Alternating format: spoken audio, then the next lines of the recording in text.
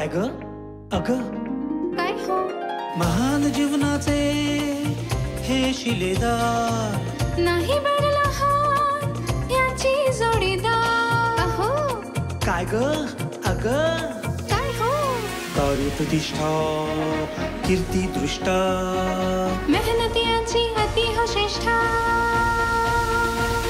गाठी जन्माची ऋणानुबंधाची गृहस्थीची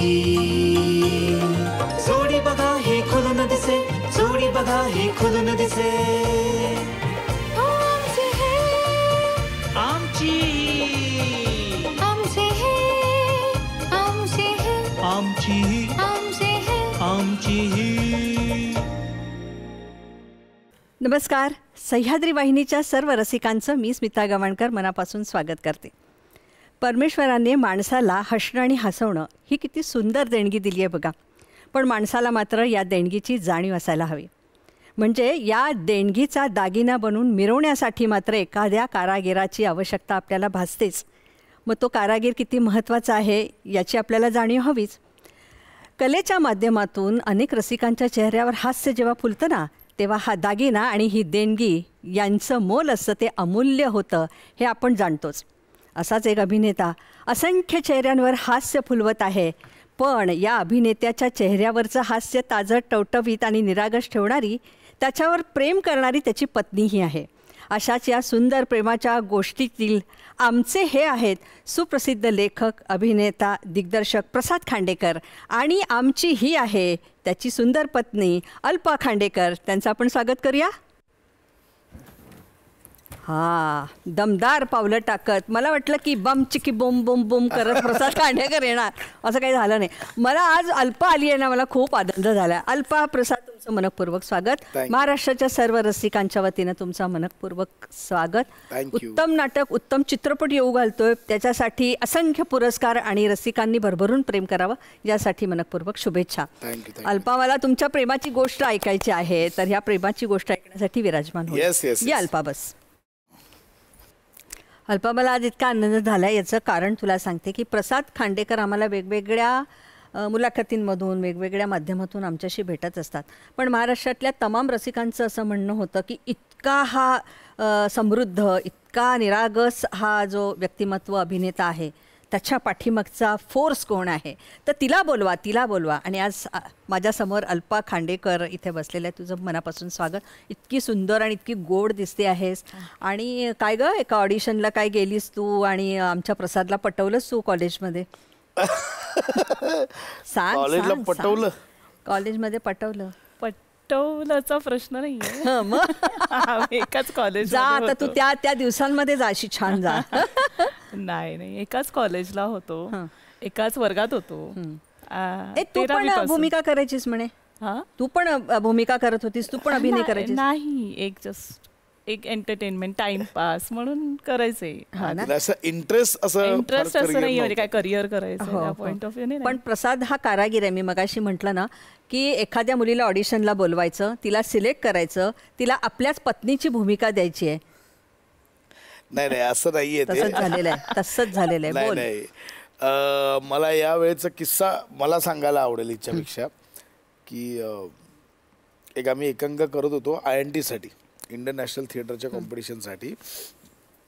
आणि मुळात यूथ कॉम्पिटिशन्स हे कॉलेज सुरू झालं सुरू होतात.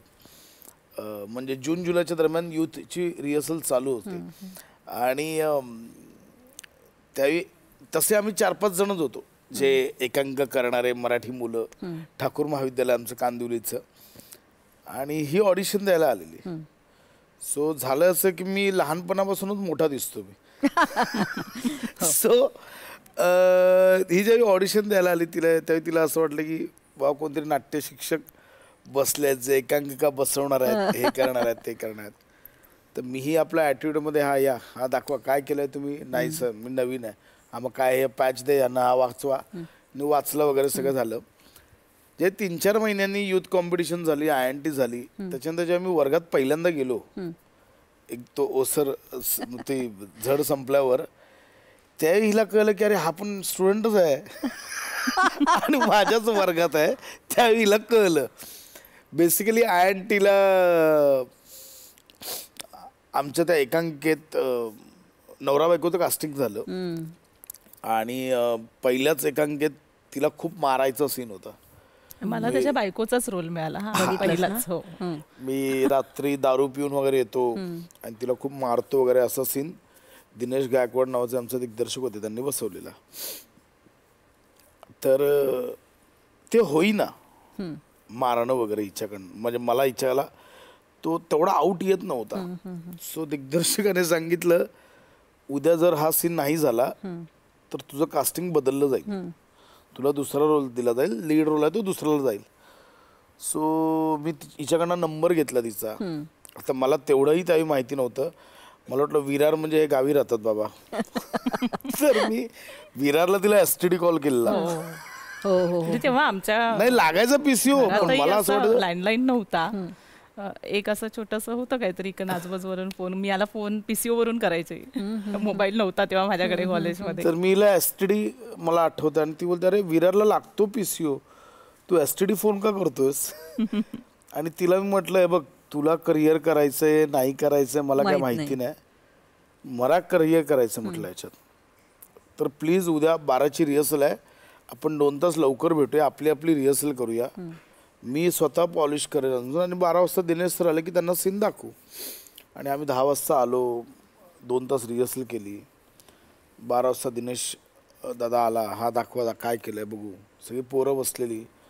मग आम्ही तो सीन तो मारझोडीचा केला आणि तो सीन संपला. आम्हाला सगळे टाळ वाजवत आले, ये चाहिए था प्रसाद, हे पाहिजे, हे का नाही इतके दिवस करवतास, हे पाहिजे होतं. सगळ्या पोरांनी येऊन मिठी मिठी मारली मला, सगळं झालं. अल्पा कुठे अल्पा कुठे अल्पा कुठे सगळं. तर जिथे त्या तो सीन करताना अल्पाला मी मारलेलं आणि ढकललेलं, ते अल्पा तिथेच रडत बसलेलं. अल्पा खरंच? आणि तिचा ड्रेसचा पायजमा फाटलेला ना ढोपरांना, तिचं इथे म्हणजे तो झिजला गेला इथे ढोपरांना. आणि तिकडनं काय रक्त बिक्त येत होतं. आणि दिनेश दाने मला वाजवलेली, बरोबर ना? मी आयुष्यात त्या एकाच दिग्दर्शकाचा मार खाल्ला. हो म्हणजे काय. आणि त्याने मला अरे तू ऍक्टिंग म्हणजे कळतं तुला, हे कळतं. तर माझं असं आलं हिला तू एवढं का केलं, तूही ऍक्टिंग करायची. ती बोलते नाही तुझा काल फोन आला आणि मग मला असं वाटलं माझ्यामुळे तुझा सीन होत नाहीये, त्यामुळे ते करणं गरजेचं आहे. बघितलं ना प्रसाद, इतकं प्रेम करणारी त्यावेळपासूनची आमची अल्पा आहे. पण त्यावेळी नव्हतं काही प्रेम नाही, माहिती होतं. आणि मग काय फोन सुरू झाले ना, पोचलीस का, जेवलीस का, सांग ना अल्पा, तू तुझी प्रेम कहाणी पण सांग ना. आमची INTची एलिमिनेशन राऊंड झाली आणि नंतर मग एक कॅज्युअली घरी जाताना आपण म्हणतो ना एखाद्याला की पोचलीस की फोन कर किंवा एक काळजीपोटी. तर ह्याने मला सांगितलं होतं की अल्पा पोचलीस की फोन कर. बरं म्हटलं करते. आणि मी पोचल्यानंतर केला, म्हटलं जाऊ दे कळवते त्याला मी पोचले. विरारपर्यंत मी एकटीच होते. आणि तेव्हा त्याने मला मग फोनवर प्रपोज वगैरे केलं की असं आहे अल्पा, मी असं काय तुझा तो डायलॉग होता, मी तुझ्यात गुंतत चाललोय. तिकडे लगेच लेखक. आणि मोठी ट्रॅजेडी म्हणजे हे सगळं ऐकताना मम्मी बाजूला होती ना, सांगायचं काय कळेच ना काय करायचं. ह्याला काय म्हणणार, ह्याला काय बोललं तर आईला काय सांगणार. म्हटलं उद्या भेटूया कॉलेजला. म्हटलं उद्या आम्ही कॉलेजला ॲज युजल भेटलो. आम्ही आमच्याकडे कॉलेजला GCR होतं, गर्ल्स कॉमन रूम. आम्ही जनरली तिथेच असायचो, असं क्लासमध्ये नव्हतोच मुली. आमच्या 5 जणींचा ग्रुप होता. आणि आता दुसऱ्या दिवशी भेटणार म्हटल्यावर मी खूप नर्वस होते. आता काल तर मी दिवस टाळला, आज काय सांगू त्याला. तर वाट बघत होते 3 तास मी GCRच्या बाहेर थांबले होते त्याची वाट बघत, आत्ता येईल नंतर येईल. आणि मी त्या कंपाऊंडमध्ये येऊन बसले वाट बघत. आणि जेव्हा तो मला दिसला येताना मी पळत गेले GCRमध्ये, आता मी कसं फेस करणार आहे. आणि मग नंतर तो भेटला, त्याने सगळी त्याची हिस्ट्री सांगितली. म्हणजे ऑनेस्टली मी असं आहे, मी जाडा आहे, माझं घर असं आहे, सगळं सांगितलं. सगळं मी जरा बल्की आहे, मी माझ्याकडे बजाज चेतक स्कूटर आहे, म्हणजे बाकीच्याकडे बाईक आहेत, माझ्याकडे स्कूटर आहे. म्हटलं चेतक बाबांची वापरतो. आणि तू वचन घेतलंस की नाही पुन्हा असं ढकलायचं नाही मला म्हणून लग्नाच्या आधी, मला आता ढकलायचं नाही. मारलं हा नाही तेव्हा असं ठीक आहे. ऍक्च्युली नंतर मला वचन घ्यावं लागलं की मला ढकलू नको नाही. आणि हे करताना सेमीफायनल करताना तुला आठवतं बांगड्यांचं त्याने असं मागे हात हे केलेला आणि माझी बांगडी तुटली त्या सेमीफायनलला एकांका सेमीफायनल. तर मला लागलं नाही. आम्ही तर केलं सीन ऑन स्टेज केलं तेव्हा सीन कळलं केला, तोच सीन ज्या सीन मध्ये आम्हाला हे करायचं होतं. पण सेमीफायनल चालू परफॉर्मन्स मध्ये तिचा हात पिरगळतो मी आणि तर ते बांगड्या बिंगड्या तोपर्यंत कधी घातल्या नव्हत्या ना रिहर्सल मध्ये तालमीत. तर ते डायरेक्ट शोला काचेच्या बांगड्या घातल्या आणि त्या घुसल्या इथे माझ्या हातात चालू शो मध्ये. वॉर्ड बॉयचं कॅरेक्टर करत होते त्यामुळे अख्खे व्हाईट कपडे सगळे होते. सो तो शो संपेपर्यंत अख्खे कपडे लाल लाल लाल लाल झाले. त्याला वाटलं की मला लागलंय, मला लागलं नव्हतं ते त्यालाच लागलं होतं. त्याच्या हातातलं रक्त तिला पुन्हा झालंय आणि पुन्हा लागलंय तिचं. मग मला ते सगळं दिसलं. परत दिनेशने मारलेली कानाखाली सगळं एका गालावर बसले तर दुसऱ्या गालावर नको. नंतर गेलं तिला नाही लागलं तर माझ्या इथे त्या बांगड्या घुसल्या होत्या. वा वा वा वा वा. आणि मला वाटतं त्या शो वर पूनमचा किस्सा आला ना ट्रेन मधला. सो आमच्या दोघांची एक कॉमन मैत्रीण आहे पूनम राणे करून. ती आता साऊथ आफ्रिकेला असते. सो मी जे तिला आता अल्पाने सांगितलं की मी फोन करायला सांगितला किंवा काय, तर त्याच्या आधी मी पूनमला सांगितलेलं पूनम जरा तिला विचारशील का माझ्याकडून, कारण पूनम माझी खूप घट्ट मैत्रीण होती आणि हिच्याशी पण. तर हा प्रवास चर्चगेटवरनं सुरू झाला आमचा. आम्ही पुरुषांच्या डब्यात, मुली महिलांच्या डब्यात. तर चर्चगेट यशवंतरावला IITचे सेमीफायनल व्हायची. तर चर्चगेटवरनं प्रवास सुरू झाला. व बॉम्बे सेंट्रल आलं. पुन्हा विचारलंच काय थांब थांब जरा थांब करत करत पुढे बँड्रा आलं, काय दादर आलं. पूनम नाही, अरे थांब गर्दी किती आहे मला बोलून गर्दीत कसं विचारू. मग बँड्रा आलं. पूनम काय काय विचारलं, आत्ता विचारते थांब. मग अंधेरी आलं. म्हटलं पूनम आता बोरिवली येईल, आता तरी विचार करून. आणि ते नाही आता विचारते करून बोरिवली आलं. आणि मग मी उतरलो. मी अंदाज घे नाही, मला काही कळेच ना विचारलंय नाही विचारलंय काय. मी हिच्याकडे बघतो, ही पण हिचा लुक असा होता की हा विचित्र का बघतोय असा. ट्रेन निघून गेले आणि मग पुन्हा बोला अरे मी नाही विचारलं, मला नाहीच जमलं. ते सगळेच आजूबाजूला होते.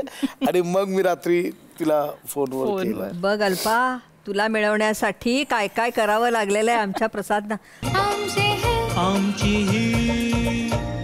प्रसाद, खूप जण आता असं म्हणतात अरे काय बॅटिंग करतो अभिनयाची, काय पिच दिलं, एखादा विषय दिला ह्याची बॅटिंग सुरू. पण मैदानात सुद्धा तुझे षटकार आणि चौकार इतके छान बसायचे क्रिकेटचे. क्रिकेट हे पहिलं वेड होतं का? कुठेही गेलं तरी बॅटिंग करायची ठरलेलं का? क्रिकेट पहिलं वेड होतं. म्हणजे माझं महाविद्यालयीन ॲडमिशन हे सुद्धा स्पोर्ट्स कोट्यातलं आहे. बरं. म्हणजे मी आमच्या चोगले हायस्कूलमधनं शालेय स्तरावर क्रिकेट खेळायचो. मग पय्याडे स्पोर्ट्स क्लबमधनं क्रिकेट खेळलो, बोरिवली क्लबमधनं क्रिकेट खेळलो. फक्त 10वी नंतर एक माझं मेजर ट्रेन ॲक्सिडेंट झालं. हो. हां. आणि त्यानंतर माझं क्रिकेट कम्प्लीट बंद झालं. म्हणजे काय कारण हो मी चालू ट्रेनमधनं पडलो. आणि मग मी 3 महिने KEMला ॲडमिट होतो.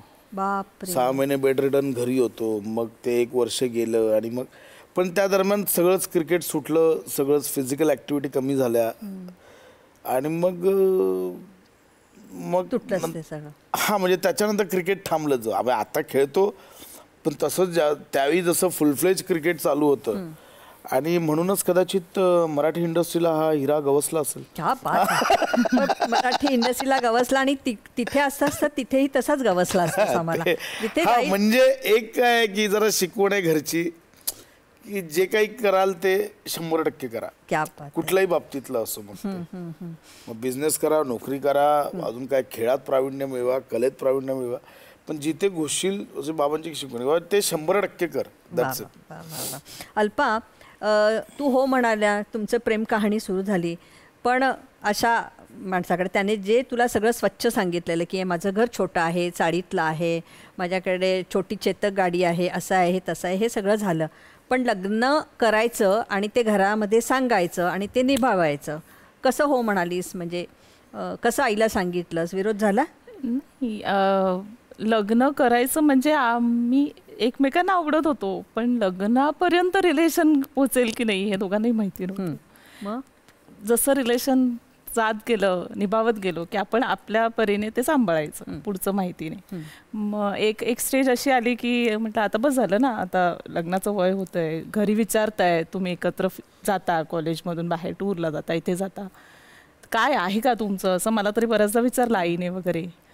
तर म्हटलं आता सांगूया का आपण घरी, काय म्हणतात ते बघूया. त्याने त्याच्या आईला सांगितलं, मी माझ्या आईला सांगितलं, आणि दोघींनाही काही प्रॉब्लेम नव्हता. म्हणजे ठीक आहे, पहिल्यांदा सांगितलं हो म्हणाला, कारण माझी आई याला ओळखत होती, आमची आई मला ओळखत होती, त्यामुळे असं काही प्रॉब्लेम नाही आला. खूप प्रॉब्लेम नाही आला. काहीच नाही, काहीच कष्ट करावे लागले नाही. नाही तो थोडासा अंदाज होताच, कारण आम्ही म्हणजे बऱ्याचदा त्यावेळी मी व्यावसायिक नाटकांमधनं काम करायला लागलो, कॉलेज संपल्या. सो मी कधी दौऱ्यांवर गेलो, काय गेलो, म्हणजे इथे आता माझ्या भाच्याचा बर्थडे असेल, भाचीचा बर्थडे असेल, तर सगळ्यांना माहिती होतं की प्रसाद नाहीये तर अल्पा असेल आणि अल्पा सगळं करेल त्या बर्थडेला. सो ती तेव्हापासून घरी यायची, सगळं फंक्शन्स आणि ह्या आणि त्या. त्यामुळे म्हणजे साधारण वारं वाहू लागलं होतं. अल्पा नावाचं एक सुंदर, तू रत्न स्वतःला म्हणालास ना, तर हिरा, अल्पा नावाचा हिरा असा चमचम करत आपल्या घरी येणार आहे. प्रसाद, मला सांग की तुला मी अशी काही पुस्तकं दिली आणि त्यातलं एक सोनेरी टोळी नावाचं पुस्तक तुझ्या हातात दिलं, तर तुला कोण आठवेल? बाबा आठवतील. मला लिखाणाची खूप आवड होती आणि लिखाणाची म्हणजे शाळेत नाही, मला वाचनाची आवड आधी पहिल्यापासून होती. म्हणजे माझी आई, माझ्या ताई, बहिणी म्हणा, बाबा म्हणा, म्हणजे आता स्टेशनला एखादं लहान मुलं गेलं की तो चॉकलेट मागतं, काहीतरी खाऊ मागतं. ते आपलं स्टेशनच्या बाहेर आधी न्यूजपेपरचे स्टॉल असायचे. सो मी पहिल्या तर स्टॉलवर जायचो.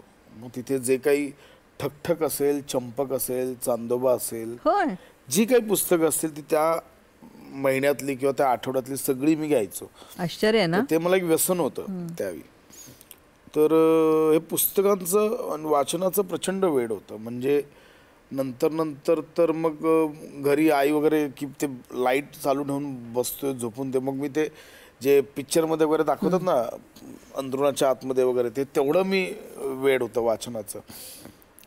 तर हे बघून मग बाबांनी मला एकदा बोलले की तू आता लायब्ररी जॉईन कर. 7वी 8वीची गोष्ट असेल, 7वी 8वी.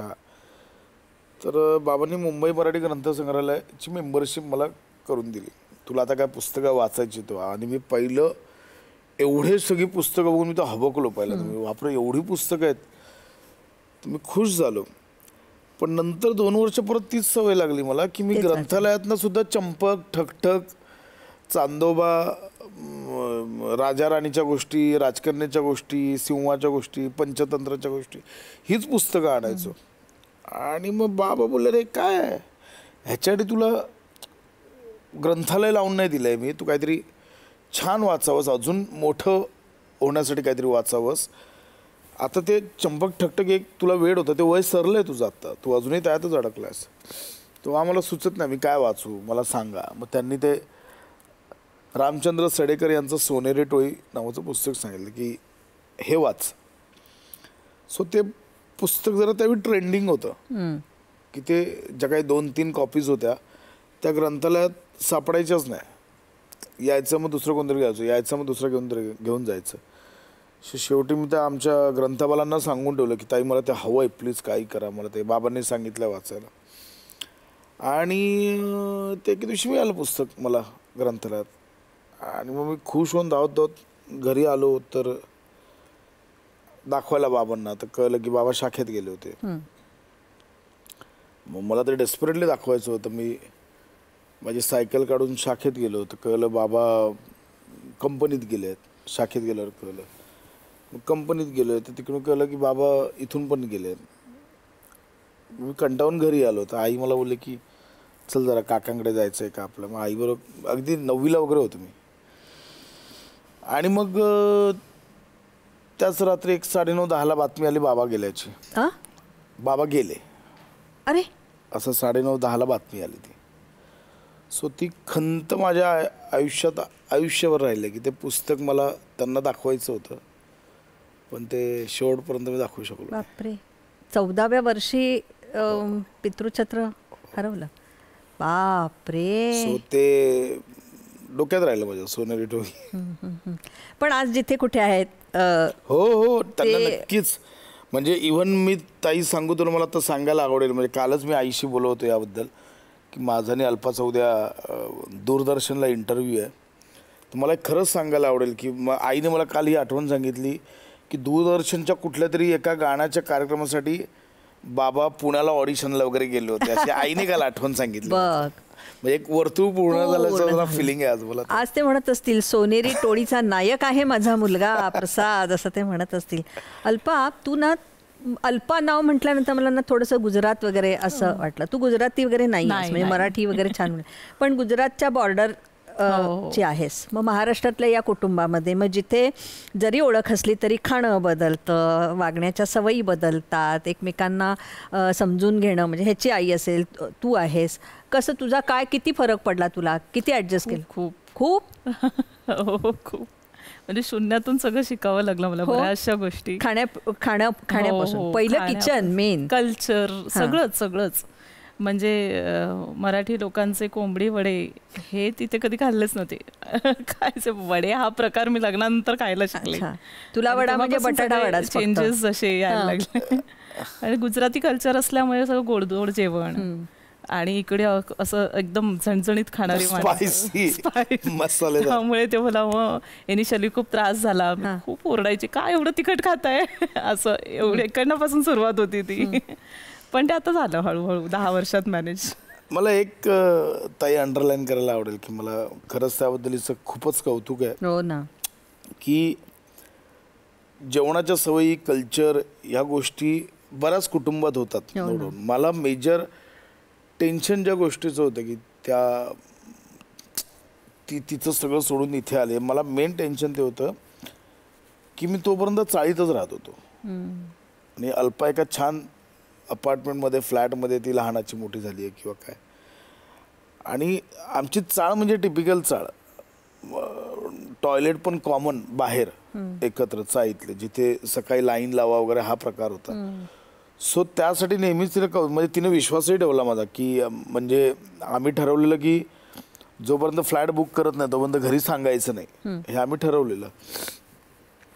सो ज्यावेळी आम्ही ते केला बुक त्यावेळी आम्ही घरी सांगितलं पण ते पुन्हा तेच झालं की टिपिकल गोष्टी होतात, पोझिशनला लेट होतो किंवा काय.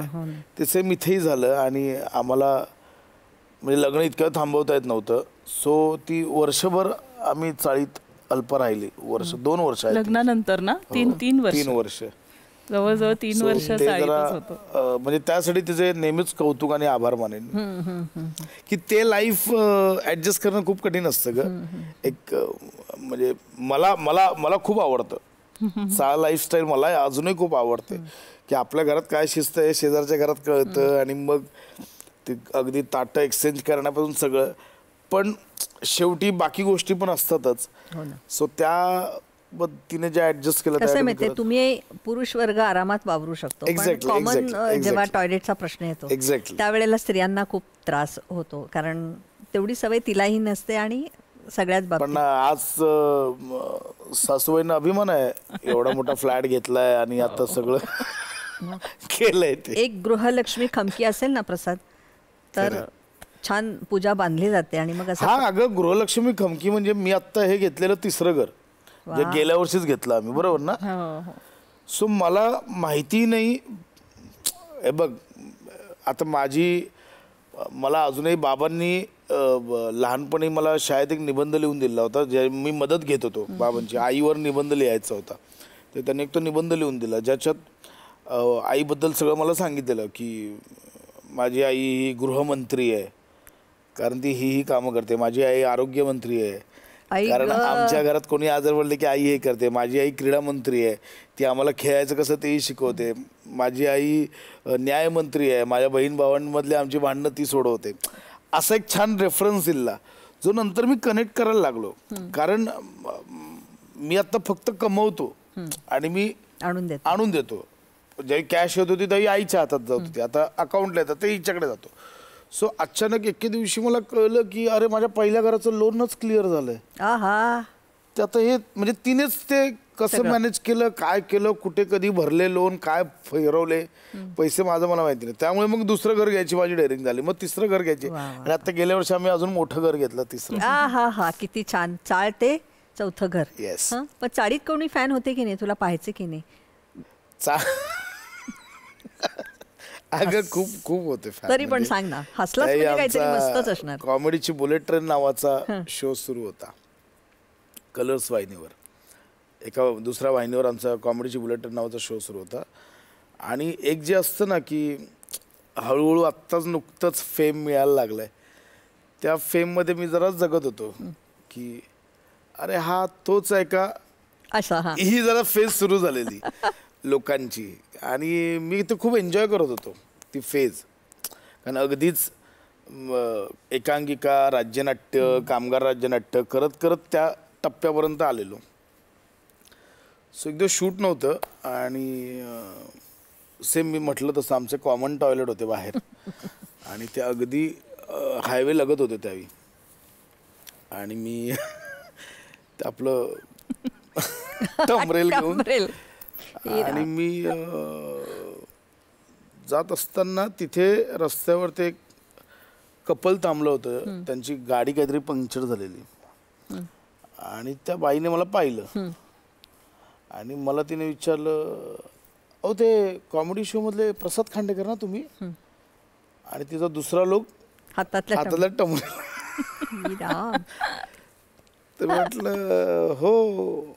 आणि ना आदल्याच दिवशी आमच्या एरियात ना वृक्षारोपण झालं होतं. ती नवीन नवीन छोटी छोटी झाडं लावलेली. तर तिचा जसा टमरेलकडे लुक गेला ना, मी ते पाणी त्या एका झाडाला ओतलं. चायवाल्याकडनं परत भरलं, दुसऱ्या झाडाला ओतलं आणि मी बाय ते पाणी टाकलं, चला चला ताई येतो असं करू मी. आणि त्यावेळी मी म्हणजे त्यावेळी लग्न झालं नव्हतं, पण त्यावेळी मी हिला डेस्परेटली बोललो होतो. नाही लग्न झालं होतं त्यावेळी मी म्हटलं नाही आत्ता तर शिफ्ट व्हायचंच आहे भले.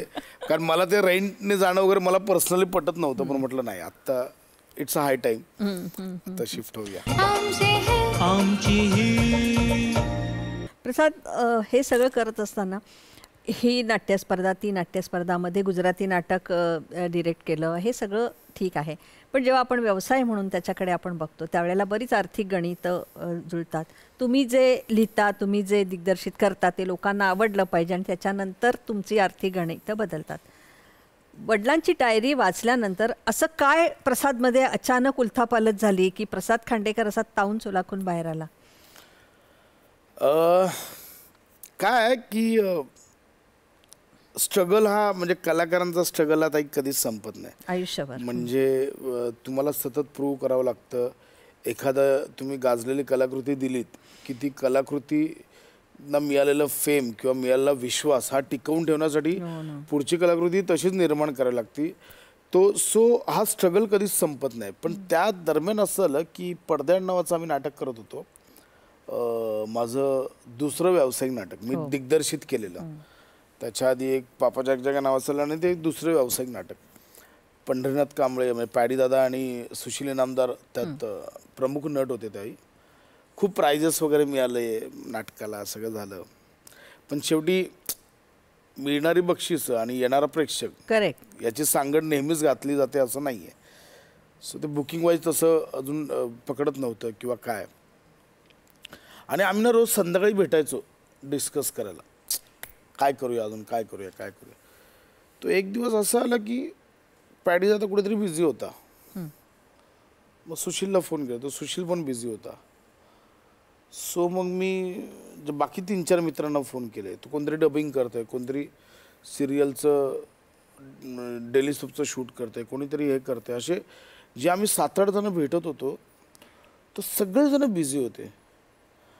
आणि भाई मला असं भाई तू रायटर आहेस, डिरेक्टर आहेस, ॲक्टर आहेस, सगळं ठीक आहे, काम नाही, पण घरी तूच बसलायस, बाकी सगळे काम करतायत. आणि ना मला फ्रस्ट्रेशन आलं थोडंसं. सो मी घरी गेलो. तर मग नेमकी अल्पा त्या दिवशी घरी नव्हती. आईला विचारलं अल्पा कुठे गेली, तर जरा मम्मीची तब्येत बिघडली, ती विरारला गेली. म्हणजे माझं असं आलं की घरी जाऊन हिच्यावर बोलेन थोडं, ती पण बिझी, तीही नव्हती. म्हटलं फाईन ठीक आहे. मग जेवलो बिवलो आणि माळ्यावर झोपायला गेलो. तुम्हाला झोप लागत नव्हती. माझ्या डोक्यात तेच चालू होतं, सतत चालू होतं.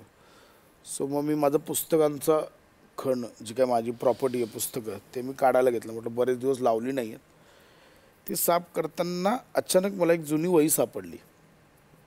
म्हटलं ही कुठली वही, मी तर काय लिहिलं नाही आहे. म्हणून पान पलटलं तर श्रीकांत असं टायटल होतं आणि त्याखालती लेखक महादेव खांडेकर लिहिलं. बाबा. म्हटलं बाबांचं काय आहे, म्हणून मी ती डायरी वाचायला घेतली.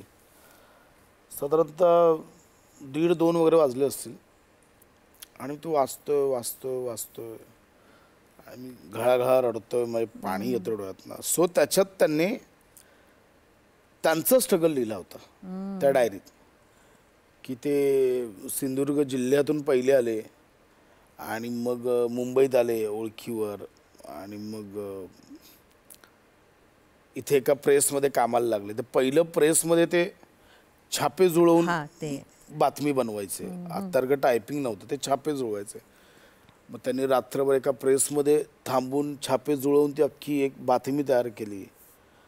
आणि मग दुसऱ्या दिवशी सकाळी जे नवीन पाळीचे लोक आले, हा कोण मोठा शहाणा करून त्यांनी ते सगळं जुळवलेलं मिटलं. मग अशा प्रकारे पहिल्याच दिवशी त्यांची नोकरी गेली. असं सगळा तो अख्खा स्ट्रगल लिहिला होता. सो मला असं वाटलं की भाई ये स्ट्रगल आहे, तू क्या कर रहा है. आज तुझे 8 मित्र भेटले नाहीत, ते बिझी आहेत म्हणून तू इनसिक्युअर झालास. आज कदाचित ते भेटले असते तर हा प्रश्न तुझ्या मनात आला, तू नेहमीसारखा गप्पा टवाळक्या केल्या असत्यास आला असता. आज तुला ते 8 जण नाही आहेत म्हणून तुला असं वाटतं की दुनिया काम करत आहे आणि तू घरी नाही, घरी बसलास एकटा. तर स्ट्रगल हा आहे. अशा लेवलचं स्ट्रगल तुला आलंच नाही आहे. ते 7-7 किलोमीटर चालत शाळेत जाणं आणि ह्याव आणि त्या जे टिपिकल गावी सगळं करायचं. आणि दुसरी गोष्ट त्या डायरीची अशी झाली की मला माझ्याच आजूबाजूची लोक नव्याने कळली.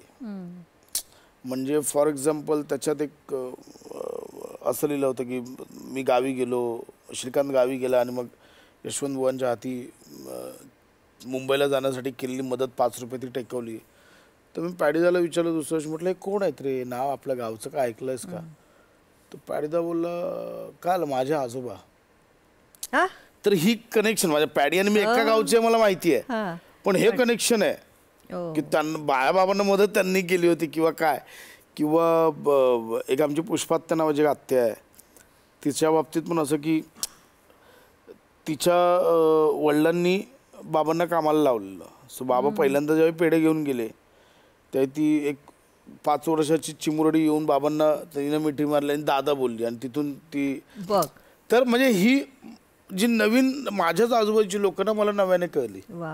आणि तिथनं ताई म्हणजे हे कोणी ठासून सांगावं माझ्या आजूबाजूच्या मित्राने किंवा माझ्याबरोबर जे असतात की त्या दिवसापासून मी काम असो नसो मला कामाच्या बाबतीत फ्रस्ट्रेशन कधीच नाही आलं, कधीच नाही आलं. आणि मी स्वतःच्या मनाशी हे ठाम गाठ बांधून घेतले की स्ट्रगल हा शेवटपर्यंत करायचा. वा वा. किती झालात तरी आणि तो आनंदाने करायचा. Yes yes. आता मी अल्पाकडे येते. अल्पा ह्याचं नाव व्हायला लागलं, प्रसाद खांडेकर म्हणून सगळे ओळखायला लागले आणि कितीतरी हिरोईन्स बरोबर किती त्या मिठ्या आणि किती ते प्रेमाचे प्रसंग. तुला अस्वस्थ नाही वाटायचं? आपला नवरा काय थोडं पण नाही नाही, अजिबात नाही. नाही, तो पूर्ण विश्वास आहे वगैरे मला मान्य आहे, पण तरी सुद्धा बायको म्हणून थोडीशी अस्वस्थता, राग नाही. कारण तू प्रसाद खांडेकर होण्या अगोदरपासून मी त्याला ओळखते ना. जाईल कुठे, घरीच येणार आहे असं. त्यामुळे तो मुळात कसं आहे ते मला माहिती आहे. प्रसाद खांडेकर तो आत्ता झालाय. प्रसाद बघ किती प्रेम, म्हणजे क्या बात आहे. असा खरा माणूस पाहिजे ना आपल्या पाठीमागे.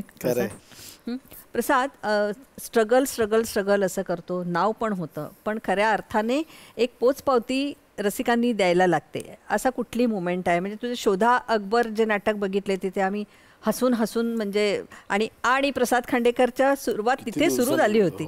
त्या नाटकाविषयी सांग ना. शोधा अकबर हे नाटक माझं तसं ते पुनर्विजित नाटक होतं, पण आणि प्रसाद खांडेकर हे पहिल्यांदा त्या नाटकाला लागलं. आणि इवन गेल्या वर्षी म्हणजे आता 2 वर्षापूर्वी आम्ही कूर नावाचं एक नाटक केलं, मी, विशाखा, पॅडी आणि नम्रता. सो इतकं प्रूव्ह केल्यानंतर पण त्याच्या अवॉर्ड डिक्लेअर नव्हतं एका मोठ्या वाहिनीचं, आणि ते तिने असा घट्ट हात पकडला होता माझा. म्हटलं अगं थांब, तर माझ्यापेक्षा टेन्शन तिला आलेलं त्या अवॉर्डचं, की सर्वोत्कृष्ट दिग्दर्शकाचं नॉमिनेशन जाहीर झालेलं आणि ते डिक्लेअर होत होतं. तर ती पण आली त्या अवॉर्ड फंक्शनला माझ्यावर, आणि तिने असा घट्ट हात पकडून ठेवला होता माझा. तर माझं असं म्हटलं अगं थांब ठीक आहे, म्हणजे माझ्यापेक्षा प्रेशर तिला आलेलं, मिळेल नाही मिळालंच. जेव्हा नाव अनाऊन्स झालं ना, म्हणजे असे सगळे रांगेत बसले होते, विशाखाताई, पॅडी दादा सगळे. जसं प्रसाद खांडेकर नाव डिक्लेअर झालं सगळे उड्या मारायला लागले. मी तशीच स्तब्ध होते आणि मला विचारलं तुला आनंद नाही झाला? म्हणजे मला एवढा आनंद झाला की मला कळलंच नाही मी काय करू. म्हणजे आधी इतकं प्रेशर होतं आणि ते झाल्यावर असं कळलंच नाही मला की मी काय करू. आणि छान वाटत होतं असं त्याला स्टेजवर जाताना बघताना. ॲज अ डिरेक्टर त्याचं नाव अनाऊन्स झालंय म्हणजे खूप छान वाटत होतं, भारी. त्याच्यात मी काय करू हे कळलंच नाही. फर्स्ट इज ऑलवेज स्पेशल असं म्हणतात ना, त्या पद्धतीने त्या प्रत्येक पहिल्या वेळी, म्हणजे आतापर्यंत एकांकिकेत वगैरे खूप मिळाले प्राइजेस, जसं व्यावसायिकतेवरचं दिग्दर्शकाचं पहिला ट्रॉफी होती, पहिला अवॉर्ड होता, तसं त्या शोधा अकबर हे माझं पहिलं नाटक ज्याच्यात आणि प्रसाद खांडेकर लागलं. त्यानंतर खूप नाटकं केली मी, दिल तो बच्चाजी केलं, कानांची गडी गेले, कूर केलं, खूप नाटकं केली. पण नाटक ही मज्जा आहे, फिलिंग आहे, ते एक टॉनिक आहे. टॉनिक आहे, म्हणजे औषध आहे. बऱ्याच इंटरव्ह्यू मध्ये ताई बोलतो की मी ती ना माझी व्यायामशाळा मानतो कलाकाराची. म्हणजे आपलं शरीर मेंटेन ठेवण्यासाठी जसं आपण व्यायामशाळेत जातो, तसं कलाकाराला त्यातला अभिनेता जिवंत ठेवण्यासाठी त्याने नाटक करावं. नाटक ही व्यायामशाळा आहे. बरं, पण प्रसाद मला याच निमित्तानं तुला असं विचारावं असं वाटतंय की नाव नाही म्हणून संधी नाही, आणि संधी नाही म्हणून नाव होत नाही, असं एक हे आहे की अरे नाही थोडा नाव असलेला माणूस घेऊया म्हणून मग नाटकांमध्ये किंवा मालिकांमध्ये घेतलं जातं.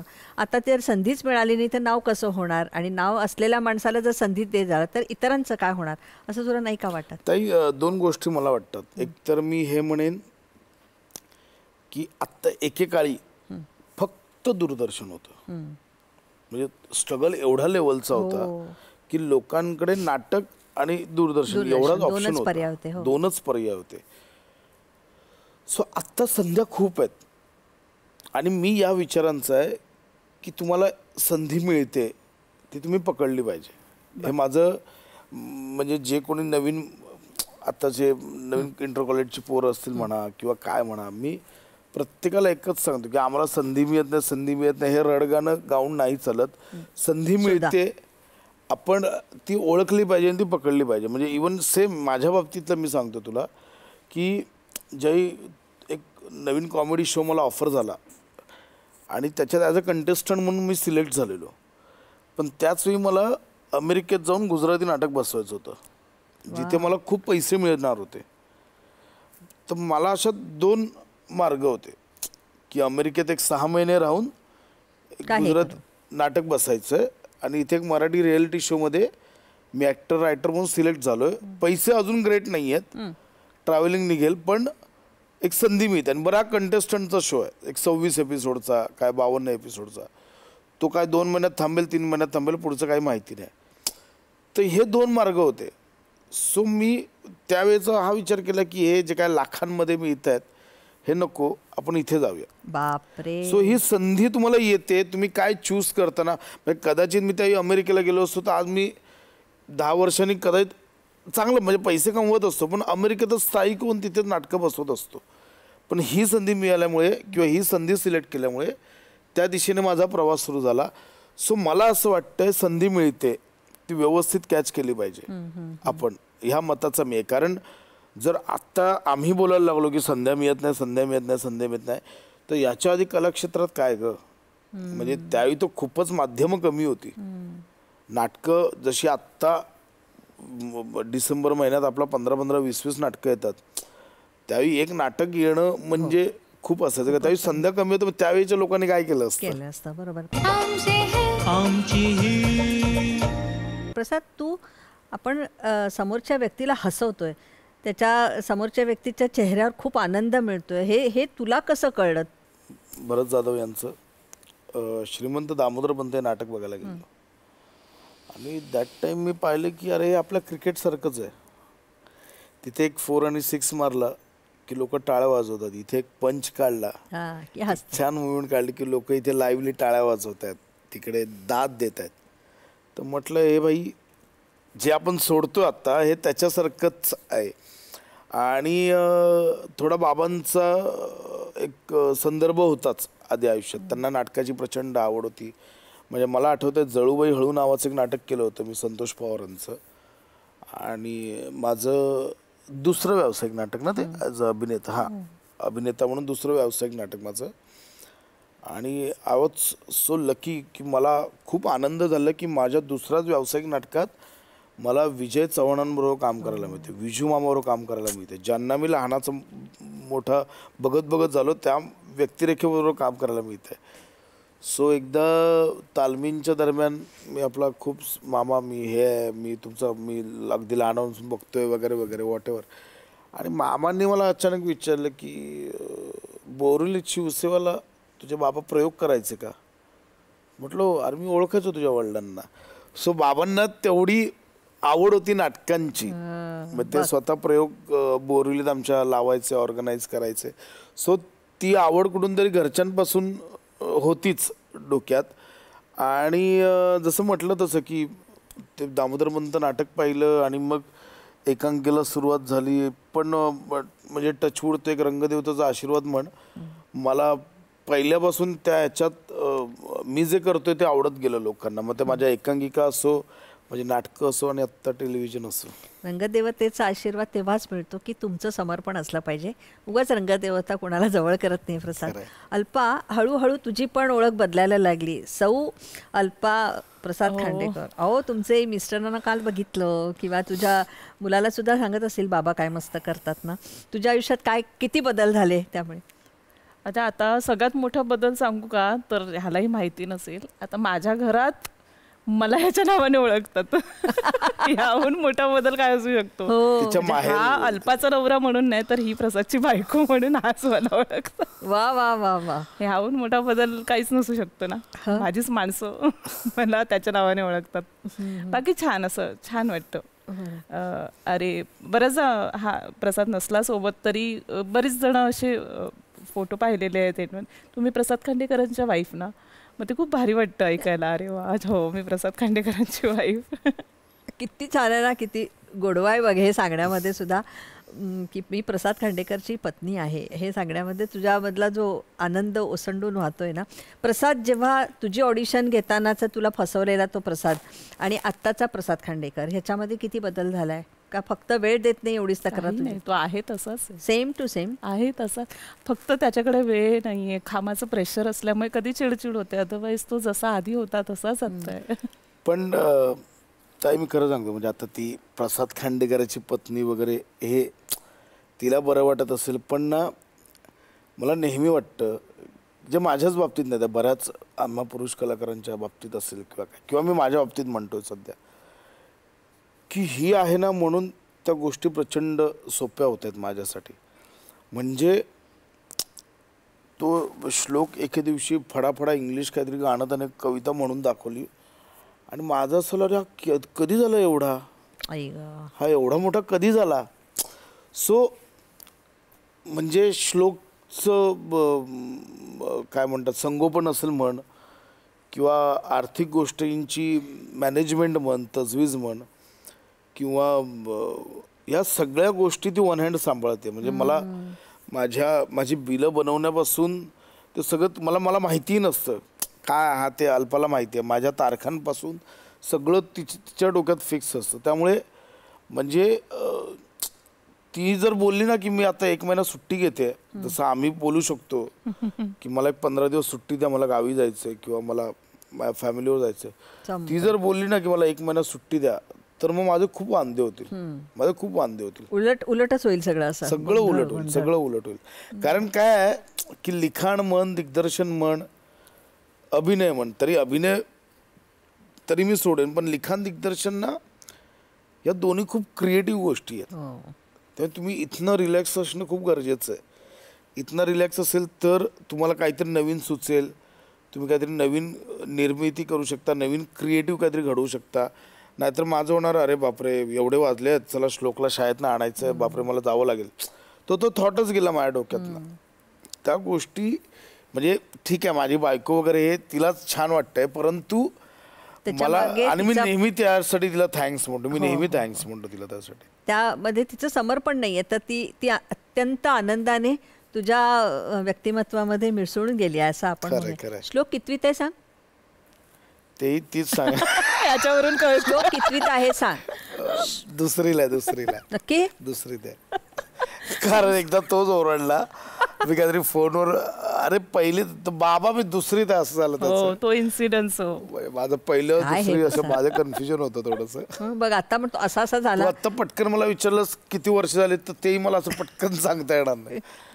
बरं प्रसाद, तुझ्यामधला एक लेखक इतका समृद्ध सामर्थ्यानिशी कधी उमटायला सुरुवात झाला? म्हणजे स्वतःपुरता निबंध लिहिणं आणि तो वाचून दाखवणं किंवा एखादी गोष्ट लिहून दाखवणं इतरांना वा वा वा वा वा, पण जेव्हा त्याला व्यावसायिक रूप प्राप्त होतं, एखादं नाटक लिहायचं, एखाद्या आता तुमच्या मालिकेमधले जे सगळे सीन आहेत हास्य जत्रेचे, नाही तर घाल की आणि घालू नको असं होऊ शकतं की नाही, तर ते कसं कळलं तुला आणि तू कसं ठरवतोस एखादा विषय?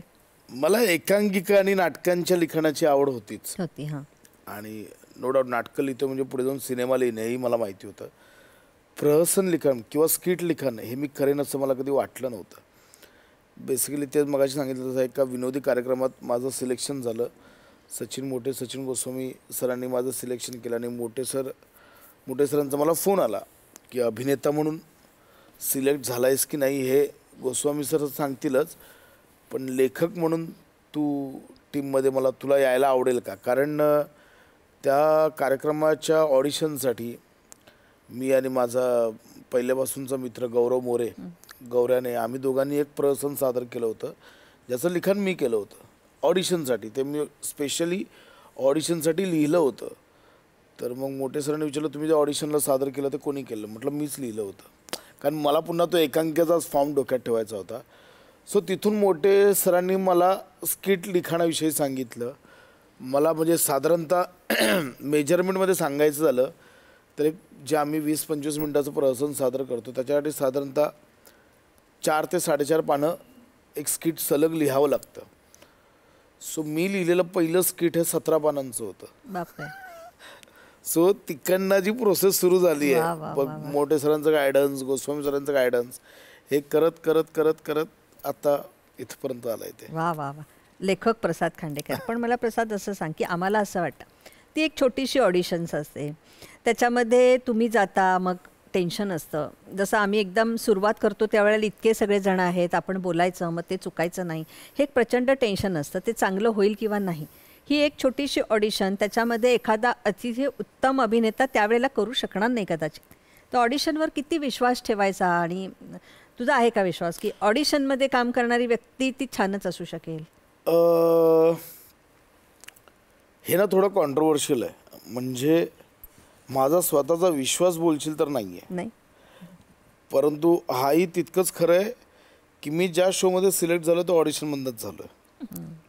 कारण मला आठवतं आहे त्याच सेम कार्यक्रमाबद्दल की जवळजवळ 800 ते 900 जण त्या दिवशी ऑडिशनला होते भर पावसात, आणि त्यातनं आम्ही 24 जण सिलेक्ट झालो. सो म्हणजे त्यावेळी मोठे सर गोस्वामी सरांवर काही ओळख पाळख नव्हती, काही नव्हती, पण 24 जणांमध्ये सिलेक्ट झालेलो आम्ही 700-800 जणांमधनं. सो पर्सनली मला असं वाटतं की ग्राउंड वर्कवर काम खूप केलं पाहिजे, ग्राउंड लेवलला. म्हणजे मला जर व्यावसायिक नाटक करायचं आहे आत्ता, तर मी सतत एकांकिका केल्या पाहिजे, मी राज्यनाट्य केलं पाहिजे, मी कामगार कल्याण मंडळाचे नाट्य केले पाहिजे. सो तुम्ही दिसता लोकांना, म्हणजे माझ्या त्यावेळी गौरव आणि मी केलेली पडद्याआड म्हणा, जजमेंट डे म्हणा, ह्या एकांकिका सतत गाजत होत्या. ते काय आम्ही आमचंच बाबा तुझ्या घरचं टेबल आणि माझ्या घरची खुर्ची आणि चल एकांकिका करूया अशा करून केलेल्या एकांकिका होत्या. कुठलं असं मोठं मंडळ पाठीशी होतं वगैरे असंही नाही, आम्ही आमचं ग्रुप तयार करून त्या एकांकिका केलेल्या. सो ते सतत दिसत होतं लोकांना, त्यातनं गौरव लोकांना कळायला लागला, मी कळायला लागलो. आणि मग इव्हन आत्ताही म्हणजे आमच्या नवीन कार्यक्रमात जसं आत्ता काही नवीन मुलं आली आहेत, तर ईशाच्या बाबतीत म्हणा, रोहित मानेच्या बाबतीत म्हणा, ही मुलं सतत करत होती. आणि मग सरांना म्हटलं सर तो सावत्या कामाला एकदा बोलूया ना त्याला. मग सरांनी कुठल्या तरी स्पर्धेत बघितलं सावत्याचं काम, मग सावताला बोलवलं. ईशाचं मध्यंतरी एका वाहिनीवरचं तिचं एक रील व्हायरल झालं. म्हटलं सर ही मुलगी मस्त आहे. तर तुम्ही करत राहणं गरजेचं आहे असं. मग त्या ऑडिशन्स आणि मग त्या संध्या ऑडिशन हे मला वाटतं फक्त प्रेझेंटेशन आहे. म्हणजे तुम्हाला त्या शोकेसमध्ये जाण्यासाठी तुम्हाला जी तयारी करावी लागते तेवढी आहे. त्या शोकेसमध्ये बसण्यासाठी जी तुम्हाला बाकी तयारी करावी लागते की तुम्हाला ते नटावं लागतं, काय करावं लागतं, जे काय करावं ते तुम्हाला स्वतःला करावंच लागतं. तर हा एक रस्ता आहे फक्त असं मी म्हणतो. बरोबर बरोबर. मला सांग प्रसाद, बऱ्याच वेळेला कलाकारांच्या बाबतीत असं म्हटलं जातं की नशीबवान आहे तो, काही नाही आहे त्याच्यामध्ये पण तो नशीबवान आहे. या संपूर्ण कलाक्षेत्रामध्ये तुम्हाला संधी पण मिळाली, तुम्हाला उत्तम कामही मिळालं आणि यशस्वी होत नाही किंवा यशस्वी होता याच्यामध्ये नशिबाचा भाग किती आहे तुझा? हो, माझा खूप विश्वास आहे या गोष्टी. नशीब पाहिजे, खणखणीत नशीब आहे, नशीब लागतं तुम्हाला खणखणीत. नशीब म्हणजे तुम्ही मेहनत करता किंवा करत राहाल, पण जोपर्यंत तुमची ती वेळ येत नाही ना. म्हणजे काय माहिती ताई, आता हास्ययात्रा हा कार्यक्रम घ्या, त्याच्यामुळे आत्ता मला लोकांनी एवढं प्रचंड आम्हाला डोक्यावर घेतलं सगळ्यांना, टेक्निकल टीमपासून, कलाकारांपासून, लेखक, दिग्दर्शक, निर्माते सगळ्यांना. सो तो त्या कार्यक्रमात जे आम्ही करतोय तेच आम्ही आधीच्या कार्यक्रमातही करत होतो. पण कोविडचा मधला काळ असा आला ज्यावेळी नवीन चित्रीकरण थांबलं. डेली सोपला एकदा बघितलेलं पुन्हा बघण्यात काय लोकांना रस नसतो, म्हणून त्यांनी अच्छा हे काय आहे बघूया म्हणून बघितलं आणि कोविडमध्ये लोकांनी ते डोक्यावर घेतलं तो कार्यक्रम. सो म्हणजे माझं म्हणणं आहे की आम्ही मेहनत करतोच आहे ना. म्हणजे मी कोविडपासून आम्ही काय वेगळं, मी अजून म्हणजे आधी स्किट 2 तासात लिहायचो, आता 15 तास लिहितो, अशातला काही भाग नाही आहे. आधी तेच करत होतो, आत्ताही तेच करतोय. नाविन्याची कास नेहमी आम्ही धरलेली असते, नवीन नवीन विषय शोधतच असतो. परंतु ती कोविडची एक वेळ यावी लागली. मग त्या दरम्यान लोकांनी पाहिलं, मग बच्चन साहेबांनी पाहिलं, मग तत्कालीन मुख्यमंत्री उद्धव ठाकरे साहेबांनी पाहिलं आणि मग ते सगळीकडे गेलं आणि मग ते डोक्यावर घेतलं गेलं. सो म्हणजे मेहनत आम्ही करतोच, पण त्याला एक नशिबाची साथ लागते किंवा एक ती वेळ यावी लागते. हे याचा मी आहे. इतकं छान मनापासून तू उत्तर दिलंस ना, मला खूप आनंद झाला. देश परदेशामध्ये तुम्ही गेलात, नंतर तुम्ही आता इतक्या ठिकाणी महाराष्ट्रभर फिरत असता, तुम्हाला रसिक प्रेक्षकांचे काय काय मजेशीर किस्से येतात? कलाकारांनाही नेहमी या कौतुकाचा भुकेला असतो. सो आता इथले लोक म्हणजे आम्ही आत्ता कधी बाहेर फिल्मला वगैरे जायचं म्हटलं तरी मग आम्ही लेट नाईट शोला वगैरे जातो, कारण त्यावेळी जरा गर्दी कमी असते. म्हणजे प्रॉब्लेम कधी होतो, लोक फोटो मागतात त्यावेळी प्रॉब्लेम होत नाही. प्रॉब्लेम तेव्हा होतो जेव्हा लोक हिला फोटो काढायला सांगतात. असं झालं त्यावेळी प्रॉब्लेम होतो. सो अरे बापरे, हिचा एक लुक येतो माझ्याकडे, म्हटलं अहो तुम्ही तिला काय सांगता, आपण सेल्फी घेऊया, असं बऱ्याचदा होतं. सो इकडे ती सवय झाली आहे. परदेशात आत्ता आम्ही अमेरिका, लंडन, म्हणजे America, Europe, Singapore, Dubai, Australia असे बरेच देश आत्ता कार्यक्रमासाठी फिरलो आम्ही. आणि मला खरंच आनंद 2 गोष्टींचा झाला. पहिली गोष्ट म्हणजे आपली मराठी लोक तिथे एवढा मोठा त्यांनी साम्राज्य उभं केलं त्यांच्या ह्याच्यात की खूप अभिमान वाटला. एक महाराष्ट्रातनं तुम्ही इथनं जाऊन तिथे तू स्वतःचं एक अस्तित्व निर्माण करणं, स्वतःचं एक साम्राज्य निर्माण करणं, आणि पुन्हा दुसरा आनंद आला की ही लोक आपली फॅन आहेत. या दोन्ही गोष्टींचा एक अतिव आनंद आला आणि प्रचंड लोकांनी भरभरून प्रेम केलं आहे. आता हे भारताबाहेरचं झालं. भारतातलं उदाहरण एक सांगायचं तर मला आवडेल. म्हणजे आमची फॅमिली आणि नमाची फॅमिली आपण देहरादूनला गेलो ना. हां, आम्ही फॅमिली पिकनिकला गेलो देहरादूनला. आणि तिकडचा पंजाब की हरियाणाचा तो ड्रायव्हर होता, जो एक ट्रॅव्हल कंपनीने आम्हाला एक इनोवाचा ड्रायव्हर दिला. आणि पहिल्या दिवसात जेव्हा त्याने आम्हाला एअरपोर्टला पिकअप केलं ना, तेव्हापासून तो सतत असाच आहे. तो बघतोय ड्राईव्ह करताना पण त्याचं मध्ये मध्ये असंच चालू राहायचं. तर म्हटलं तू गाडी चालव ना, काय करतोयस तू. शेवटी त्याने रात्री हॉटेलला पोचल्यावर आम्हाला विचारलं की सर वो जो एक ऐसा मराठी में कॉमेडी शो आता है, वाह, उसमें तुम काम करते हो क्या. तो वी आर लाईक शॉक. आम्हाला प्रचंड की एक हरियाणातला एक नॉन महाराष्ट्रीयन ड्रायव्हर जो ट्रॅव्हल्सवाला आहे तोही शो बघतो आणि तोही प्रचंड फॅन आहे. आणि मग पुढचे 6 दिवस त्याने जे काही फिरवलंय आम्हाला वा वा वा विदाउट एक्स्ट्रा त्या ट्रॅव्हल कंपनी कला काय काय देऊ शकते बघ. मला वाटतं प्रसाद आता मात्र अगदी स्टायलिश होऊन वगैरे असे ते नाच वगैरे करतोयस ते बरं नाही आहे म्हणजे लक्षण तुझं. अल्पा बम चिकी बम करत किती मुलींबरोबर नाचतोय तो. काय एक छान मस्त पिक्चर येतोय ना. येस चिकी चिकी बुबुम बुम चिकी हा चिकी माझा बुबुम बुम. मी दिग्दर्शित केलेला दुसरा सिनेमा क्या बात आहे. 28 फेब्रुवारीला प्रदर्शित झालाय आणि मस्त लोकांचा रिस्पॉन्स आहे. बघ ज्या ऑडिशनसाठी बाबा मुंबई दूरदर्शनसाठी पुण्याला गेले होते तो क्षण, नंतर तुझ्यावर कायम वेगळ्या वेगळ्या माध्यमातून बाबा तुला आशीर्वाद देणारे तो क्षण, आणि आज या अशा ठिकाणी जो आलेला आहेस जिथे रंगदेवता कायम निवास करत असते त्या आमच्या कार्यक्रमामध्ये तू आलेला आहेस. त्यामुळे काय चिकी चिकी बम बम ते इतकं बम बम बम होणार आहे की सगळ्या रसिक प्रेक्षकांना तो आवडणार आहे. आणि पुन्हा एकदा असा अल्पा तुझा घट्ट हात धरून आला फिल्मफेअर मिळालं वगैरे असा तो क्षण येणार आहे. त्या क्षणाची आम्ही वाट पाहतो आहोत. अल्पा मला इतकी सहृदय पत्नी त्याला मिळाली आहे तर मला पहिलं तुझं कौतुक करावं असं वाटतंय की अशा एका झंझावाताच्या पाठीमागे तुझा फोर्स आहे. तर तसंच त्याचं प्रेम करत जा, कारण तो प्रसाद आहे तो असा छान छान वाटत वाटत वाटत वाटत आमचं तोंड पण गोड होतंय आणि हास्यही फुलवतोय. प्रसाद खूप मनपूर्वक शुभेच्छा.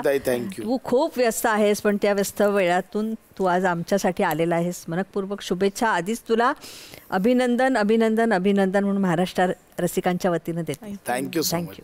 थँक्यू.